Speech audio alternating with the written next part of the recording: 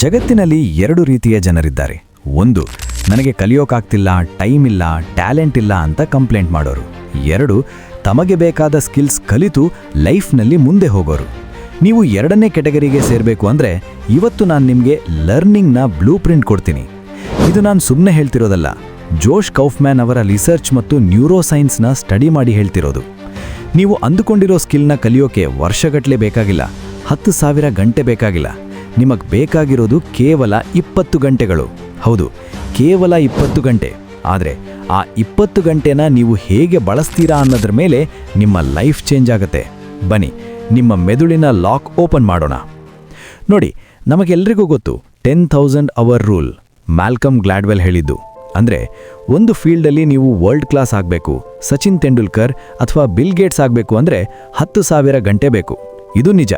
ಆದರೆ ನಮಗೆ world class ಆಗೋದು ಆಮೇಲೆ. ಮೊದಲು ಆ ಸ್ಕಿಲ್ ಕಲಿಬೇಕಲ್ವಾ? ನಮ್ಮ ಗುರಿ ಒಲಿಂಪಿಕ್ ಗೋಲ್ಡ್ ಮೆಡಲ್ ಗೆಲ್ಲೋದಲ್ಲ. ನಮ್ಮ ಗುರಿ ಗಿಟಾರ್ ಪ್ಲೇ ಮಾಡೋದು, ಕೋಡಿಂಗ್ ಮಾಡೋದು ಅಥವಾ ಇಂಗ್ಲಿಷ್ ಮಾತಾಡೋದು. ಇದಕ್ಕೆ ಸೈನ್ಸ್ ಹೇಳೋದು ದ 20 ಅವರ್ ರೂಲ್. ಈಗ ಸ್ವಲ್ಪ ಡೀಪಾಗಿ ಹೋಗೋಣ. ನಮ್ಮ ಮೆದುಳು ಹೇಗೆ ಹೊಸ ವಿಷಯ ಕಲಿಯುತ್ತೆ ಗೊತ್ತಾ? ಇದಕ್ಕೆ ನ್ಯೂರೋಪ್ಲಾಸ್ಟಿಸಿಟಿ ಅಂತ ಕರೀತಾರೆ.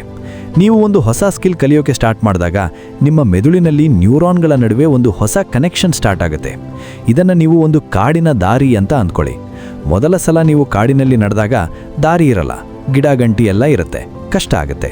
ಆದರೆ ಅದೇ ಜಾಗದಲ್ಲಿ ನೀವು 20 ಸಲ ನಡೆದ್ರೆ ಅಲ್ಲಿ ಒಂದು ಸಣ್ಣ ದಾರಿ ಸೃಷ್ಟಿಯಾಗುತ್ತೆ. 100 ಸಲ ನಡೆದ್ರೆ ಅದೊಂದು ಕ್ಲೀನ್ ರೋಡ್ ಆಗುತ್ತೆ. ನಮ್ಮ ಮೆದುಳಿನಲ್ಲಿ ಒಂದು ಪದಾರ್ಥ ಇದೆ, ಅದರ ಹೆಸರು ಮೈಲಿನ್. ನಾವು ಎಷ್ಟು ಸಲ ಒಂದು ಕೆಲಸನ ರಿಪೀಟ್ ಮಾಡ್ತೀವೋ ಈ ಮೈಲಿನ್ ಆ ನ್ಯೂರಲ್ ಸರ್ಕ್ಯೂಟ್ ಸುತ್ತ ಕವರ್ ಆಗುತ್ತೆ. ಎಷ್ಟು ಮೈಲಿನ್ ಇರುತ್ತೋ ಅಷ್ಟು ಫಾಸ್ಟಾಗಿ ನೀವು ಆ ಸ್ಕಿಲ್ನ ಪರ್ಫಾರ್ಮ್ ಮಾಡ್ತೀರಾ. ಈ 20 ಗಂಟೆಯ ರೂಲ್ ಇರೋದೇ ಈ ಮೈಲಿನ್ನ ಬಿಲ್ಡ್ ಮಾಡೋಕೆ. ಸೊ ಈ 20 ಗಂಟೆಯಲ್ಲಿ ಎಕ್ಸಾಕ್ಟಾಗಿ ಏನು ಮಾಡಬೇಕು? ಇಲ್ಲಿದೆ 4 ಸ್ಟೆಪ್ ಫಾರ್ಮುಲಾ. ಇದನ್ನು ಫಾಲೋ ಮಾಡಿದರೆ ನೀವು ಏನನ್ನ ಬೇಕಾದರೂ ಕಲಿಬಹುದು. ಯಾವುದೇ ಸ್ಕಿಲ್ ಇರಲಿ, coding, video editing, share market ಅಥವಾ ಸ್ವಿಮ್ಮಿಂಗ್, ಈ 4 ಸ್ಟೆಪ್ಸ್ ಫಾಲೋ ಮಾಡಿ. ಸ್ಟೆಪ್ 1, ಡಿಕನ್ಸ್ಟ್ರಕ್ಟ್, ಅಂದರೆ ಚೂರು ಚೂರು ಮಾಡಿ. ಒಂದು ಸ್ಕಿಲ್ ಅನ್ನೋದು ಒಂದು ದೊಡ್ಡ ಕಲ್ಲು ಬಂಡೆ ಇದ್ದ ಹಾಗೆ. ಅದನ್ನು ಒಂದೇ ಸಲ ಎತ್ತೋಕ್ಕಾಗಲ್ಲ, ಅದನ್ನು ಒಡಿಬೇಕು. ಉದಾಹರಣೆಗೆ, ನಾನು ಫೋಟೋಗ್ರಫಿ ಕಲಿಬೇಕು ಅಂತ ಅನ್ನೋದು ತಪ್ಪು. ಫೋಟೋಗ್ರಫಿ ತುಂಬ ದೊಡ್ಡದು, ಅದನ್ನು ಬ್ರೇಕ್ ಮಾಡಿ. Lighting, composition, editing, camera settings, ISO, aperture, shutter speed. ಈಗ ನಿಮಗೆ ದೊಡ್ಡ ಗುರಿ ಇಲ್ಲ, 4 ಚಿಕ್ಕ ಗುರಿಗಳಿವೆ. ಯಾವಾಗ ನೀವು ನಿಮ್ಮ ಗುರಿಯನ್ನು ಚಿಕ್ಕದು ಮಾಡ್ತೀರಾ, ನಿಮ್ಮ ಮೆದುಳಿಗೆ ಓ ಇದು ಈಸಿ, ನಾನು ಮಾಡಬಲ್ಲೆ ಅಂತ ಅನಿಸುತ್ತೆ. ಭಯ ಹೋಗುತ್ತೆ. Step 2, learn enough to self correct, ಅಂದರೆ ತಪ್ಪು ತಿದ್ದಿಕೊಳ್ಳುವಷ್ಟು ಕಲಿಯಿರಿ. ಇದು ಮೋಸ್ಟ್ ಇಂಪಾರ್ಟೆಂಟ್. ನೀವು ರಿಸರ್ಚ್ ಮಾಡ್ತಾ, ವಿಡಿಯೋ ನೋಡ್ತಾ ಕೂತ್ಬೇಡಿ. ನೀವು ಕಲಿಬೇಕಾಗಿರೋದು ಇಷ್ಟೇ: ನಾನು ತಪ್ಪು ಮಾಡಿದರೆ ನಾನೇ ಅದನ್ನು ಸರಿ ಮಾಡ್ಕೊಳ್ಳೋದು ಹೇಗೆ, ಅಷ್ಟು ನಾಲೆಜ್ ಬಂದರೆ ಸಾಕು. ಪುಸ್ತಕ ಮುಚ್ಚಿಡಿ, ಪ್ರಾಕ್ಟೀಸ್ ಶುರು ಮಾಡಿ. ಸ್ಟೆಪ್ 3, ರಿಮೂವ್ ಪ್ರಾಕ್ಟೀಸ್ ಬ್ಯಾರಿಯರ್ಸ್, ಅಂದರೆ ಅಡೆತಡೆಗಳನ್ನು ತೆಗೆಯಿರಿ. ಒಂದು ಕೆಲಸ ಮಾಡೋಕೆ ಎಫರ್ಟ್ ಕಮ್ಮಿ ಬೇಕೋ, ನಮ್ಮ ಮೆದುಳು ಆ ಕೆಲಸನ ಆಟೋಮ್ಯಾಟಿಕ್ ಆಗಿ ಮಾಡುತ್ತೆ. ಇದನ್ನು ಪಾತ್ ಆಫ್ ಲೀಸ್ಟ್ ರೆಸಿಸ್ಟೆನ್ಸ್ ಅಂತ ಅಂತಾರೆ. ಇದರ ಬಗ್ಗೆ ಮುಂದೆ ಡೀಟೇಲ್ ಆಗಿ ಹೇಳ್ತೀನಿ. Step 4, practice for 20 hours. ಹಾಗಾದರೆ ಈ 20 ಗಂಟೆನ ಹೇಗೆ ಮಾಡಬೇಕು? ಒಂದೇ ದಿನ ಮಾಡಬೇಕಾ? ಖಂಡಿತ ಇಲ್ಲ. ನೀವು ಒಂದೇ ದಿನ 20 ಗಂಟೆ ಮಾಡಿದರೆ ನಿಮ್ಮ ಮೆದುಳು ಬರ್ನ್ಔಟ್ ಆಗುತ್ತೆ. ನೀವು ಕಲಿತಿದ್ದು ಏನೂ ತಲೆಯಲ್ಲಿ ಉಳಿಯಲ್ಲ. ಸೈನ್ಸ್ ಹೇಳೋದು distributed practice. The rule is simple. ದಿನಕ್ಕೆ ಕೇವಲ 45ರಿಂದ 60 ನಿಮಿಷ ಅಷ್ಟೇ ಸಾಕು. ಆದರೆ ಇದನ್ನು ನೀವು ಪ್ರತಿದಿನ ಮಾಡಬೇಕು. ಯಾಕೆ ಗೊತ್ತಾ? 1, ದ ಫಿಸಿಕ್ಸ್ ಆಫ್ ಮೊಮೆಂಟಮ್. ನಿಮಗೆ ನ್ಯೂಟನ್ ಲಾ ಗೊತ್ತಲ್ವಾ? ನಿಂತಿರೋ ಗಾಡಿನ ತಳ್ಳೋದು ಕಷ್ಟ, ಆದರೆ ಒಮ್ಮೆ ಮೂವ್ ಆದಮೇಲೆ ಅದನ್ನು ತಳ್ಳೋದು ಈಸಿ. ನಮ್ಮ ಮೆದುಳು ಕೂಡ ಅಷ್ಟೇ. ನೀವು ಒಂದು ದಿನ ಗ್ಯಾಪ್ ಕೊಟ್ಟರೆ ಮತ್ತೆ ಸ್ಟ್ಯಾಟಿಕ್ ಫ್ರಿಕ್ಷನಿಂದ ಸ್ಟಾರ್ಟ್ ಮಾಡಬೇಕು. ಅದೇ ನೀವು ಡೈಲಿ 1 ಗಂಟೆ ಮಾಡಿದರೆ ಅದು ಮೊಮೆಂಟಮ್ ಆಗಿ ಕನ್ವರ್ಟ್ ಆಗುತ್ತೆ. 5ನೇ ದಿನಕ್ಕೆ ನಿಮಗೆ ಕಷ್ಟ ಅನ್ಸಲ್ಲ, ಅಭ್ಯಾಸ ಆಗಿಬಿಡುತ್ತೆ. 2, how to kill boredom. Bore ಆಗಲಿ ಬಿಡಿ. ಪ್ರಾಕ್ಟೀಸ್ ಮಾಡುವಾಗ ಬೋರ್ ಆಗತ್ತಾ? ಗುಡ್, ಅದು ಆಗಲೇಬೇಕು. ನ್ಯೂರೋಸೈನ್ಸ್ ಪ್ರಕಾರ ಯಾವಾಗ ನಿಮಗೆ ಬೋರ್ ಆಗುತ್ತೋ ಆಗ ನಿಮ್ಮ ಮೆದುಳಲ್ಲಿ ಡೋಪಮಿನ್ ಲೆವೆಲ್ ಕಮ್ಮಿ ಆಗುತ್ತೆ. ಆಗ ನಿಮ್ಮ ಮೆದುಳು ಹೇಳುತ್ತೆ, ಏನಾದರೂ ಇಂಟ್ರೆಸ್ಟಿಂಗ್ ಮಾಡೋಣ ಬಾ, ರೀಲ್ಸ್ ನೋಡೋಣ ಅಂತ. ಆ ಮೂಮೆಂಟಲ್ಲಿ ನೀವು ರೀಲ್ಸ್ ನೋಡಿದರೆ ನೀವು ಸೋತ್ರಿ.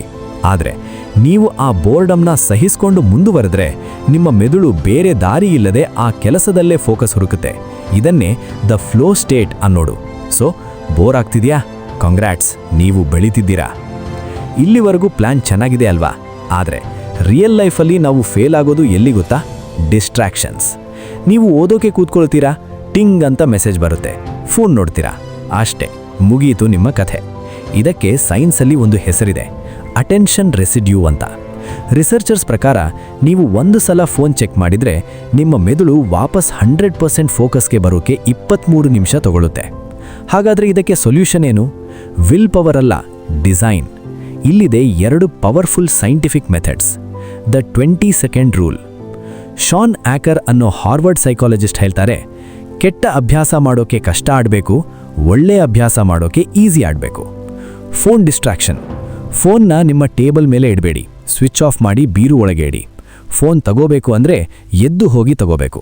ಆ 20 ಸೆಕೆಂಡ್ ಗ್ಯಾಪ್ ಸಾಕು ನಿಮ್ಮ ಮೆದುಳು ಬೇಡ ಗುರು ಓದೋಣ ಅಂತ ಹೇಳೋಕೆ. Guitar practice. ಗಿಟಾರ್ನ ಬ್ಯಾಗಿಂದ ತೆಗೆದು ನಿಮ್ಮ ಸೋಫಾ ಮೇಲೆ ಇಡಿ, ಕೂಡಲೇ ಕೈಗೆ ಸಿಗುವಂತಿರಲಿ. Next, embrace the boredom.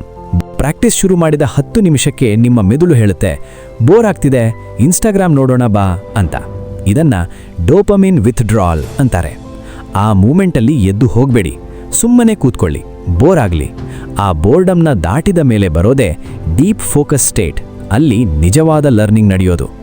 ಆದರೆ ವೇಟ್ ಮಾಡಿ, ಕೆಲವರು ಕೇಳ್ತಾರೆ, ಬ್ರೋ ನನಗೆ ಒಂದೇ ಟೈಮಲ್ಲಿ 2-3 ಸ್ಕಿಲ್ಸ್ ಕಲಿಬೇಕು, ಎಲಾನ್ ಮಸ್ಕ್ ಥರ ಅಂತ. ಅದಕ್ಕೂ ಒಂದು ದಾರಿ ಇದೆ. ಅದನ್ನೇ ಸ್ಕಿಲ್ ಸ್ಟ್ಯಾಕಿಂಗ್ ಅಂತ ಕರೀತಾರೆ. ನೀವು ಒಂದೇ ದಿನ ಎಲ್ಲವನ್ನೂ ಮಿಕ್ಸ್ ಮಾಡಬೇಡಿ. ಮೆದುಳಿಗೆ ಕಾಂಟೆಕ್ಸ್ಟ್ ಸ್ವಿಚಿಂಗ್ ಇಷ್ಟ ಆಗಲ್ಲ. ನೀವು 10 ನಿಮಿಷ ಕೋಡಿಂಗ್, 10 ನಿಮಿಷ ಗಿಟಾರ್ ಮಾಡಿದರೆ ಮೆದುಳು ಕನ್ಫ್ಯೂಸ್ ಆಗುತ್ತೆ. ಇದಕ್ಕೆ ಸೊಲ್ಯೂಷನ್ ಟೈಮ್ ಬ್ಲಾಕಿಂಗ್. ಬೆಳಗ್ಗೆ ಡೀಪ್ ವರ್ಕ್, ಕಷ್ಟದ ಸ್ಕಿಲ್, ಕೋಡಿಂಗ್ ಅಥವಾ ಮ್ಯಾಥ್ಸ್.